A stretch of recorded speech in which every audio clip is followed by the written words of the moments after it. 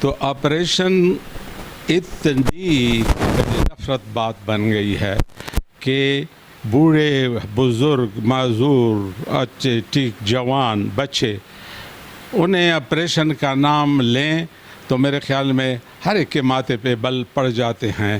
اس لیے میں کہتا ہوں کہ آپریشن نہ امن کا علاج ہے. باعث شرم ہے جی ہمارے لیے، ہم بھی اپنی حیثیت اپنی نظروں میں گر جاتی ہے کہ غیر لوگ ہمارے متعلق فیصلے کرتے ہیں اور وہاں اکٹھے ہو کر وہ ہمارے مستقبل کے لیے لائحہ عمل طے کرتے ہیں اور ہر لائحہ عمل اور ہر منصوبہ ان کا ناکام ہو جاتا ہے. اور پھر بھی اس حکومت، کون سی حکومت ہے یہ؟ آج نواز شریف، کل شہباز شریف، کل زرداری ہو عمران، نہیں کہہ سکتے کہ وارث کون ہے پاکستان کا. سندھ کا دانشور، پنجاب کا دانشور، کشمیر کا دانشور، بلوچستان کا دانشور کیا سمجھے گا؟ اٹیمپٹ تو کرے، کوشش تو کرے نا کہ ایک ہی کلچر کے لوگ ہیں، ایک ہی قبیلے کے، ایک ہی قوم کے لوگ ہیں، ایک دوسرے سے کہیں گے کہ آپ ہمیں کیوں توپوں پہ مارتے ہیں، آپ ہمیں ڈرون کیوں بھیجتے ہیں؟ تو اس کا جواب تو وہی لوکل لوگ دیں گے نا. جی یہ سب سے بڑی تباہی ہے. کسی قوم کو تعلیم سے محروم کرنا سب سے بڑی تباہی یہی ہے. اور لوگوں کے تو پرائمری اسکول بھی چل رہے ہیں اور ہماری یونیورسٹیاں بھی بند ہو رہی ہیں. وہی بات ہے، کوئی پوچھنے والا نہیں ہے. یہ تو سب سے بڑا ظلم.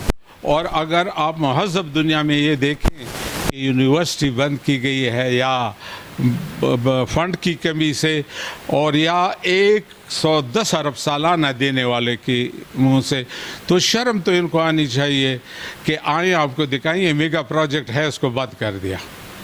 جہاں پر میران شاہ یا وزیرستان میں شروع ہوا وہ بند کر دیے گئے ہیں. دوسرے جو شروع ہیں وہ بند کر دیے، اور دوسرے کون مائی کا لال ہوگا کہ نیا شروع کرے؟ یہ بھی ہم چیخ رہے ہیں کہ جناب ہمیں فاٹا سیکریٹریٹ دے دے با اختیار. کم از کم وہ اپنے فنڈ اگر نصف کا نصف تو ہمیں پہنچائیں گے.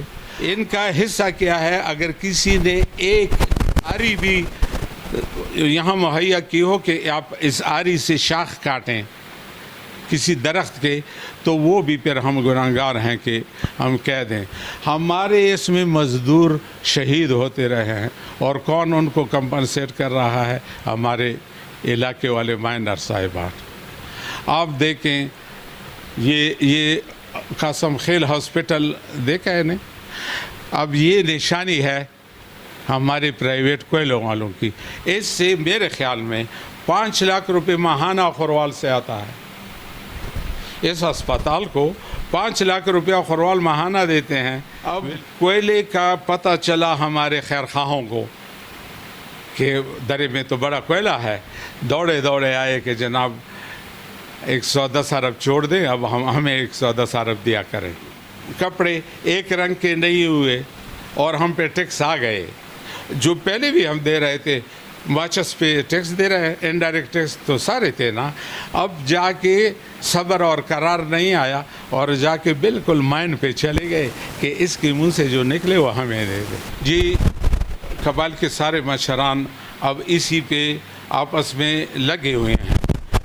یہ تو عجیب سا ایک واقعہ ہوا کہ ہم سنتے تھے اور ہمیں کہتے تھے کہ جی آپ کے ہاں شہد کی نہریں بہیں گی جب آپ ہمارے ساتھ آئیں.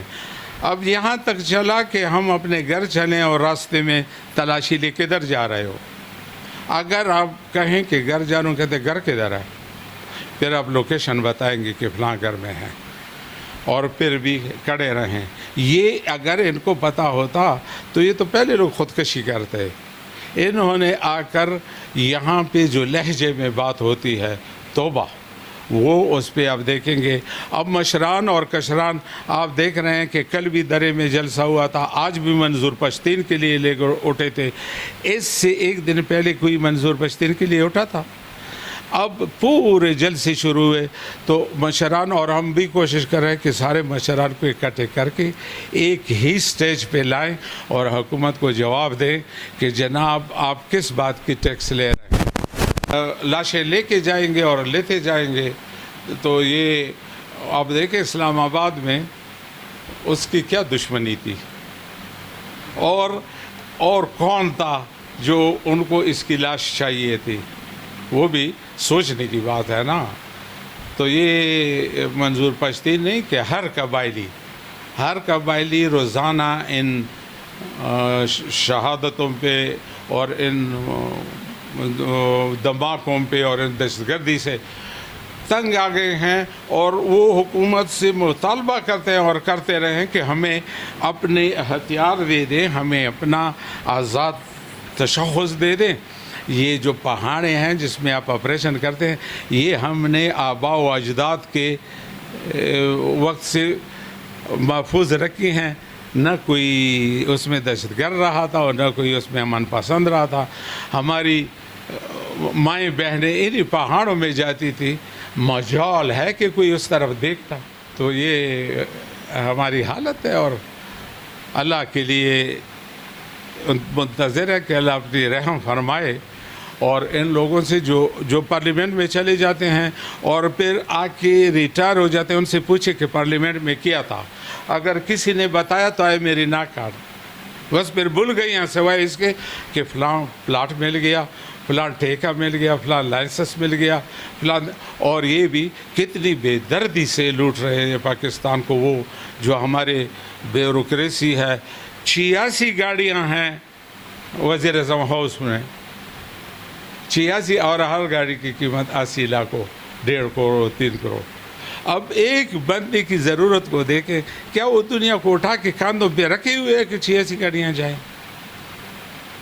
95 ہمارے کابینہ کے ممبرز ہیں مشیران کے بغیر. چائنا کے دیکھیں 32 ہے کہ 22 ہیں.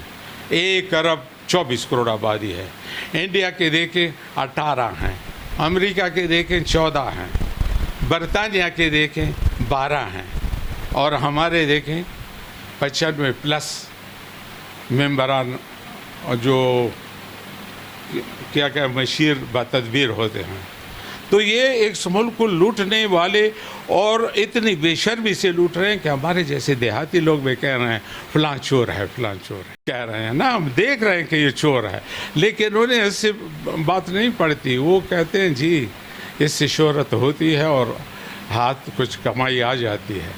تو یہ ہماری استدعا ہے کہ قبائلیوں نے اپنے زور بازو سے پاکستان کا ساتھ دیا کشمیر میں. اور یہ بھی دیکھیں آپ درے میں جائیں, کئی دیہاتوں میں, کئی حجروں میں آپ کو لوگ مل جائیں گے جو ان کے بڑے کشمیر گئے تھے.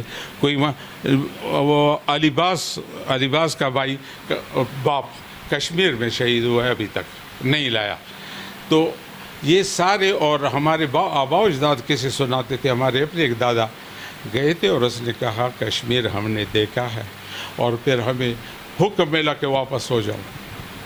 تو ہمارے ساتھ کیا کیا کس سے ہوئے اور کیا کیا ہونے چاہیے اور ہمیں کیا دیا گیا, آپ یہ بتائیں نا جی.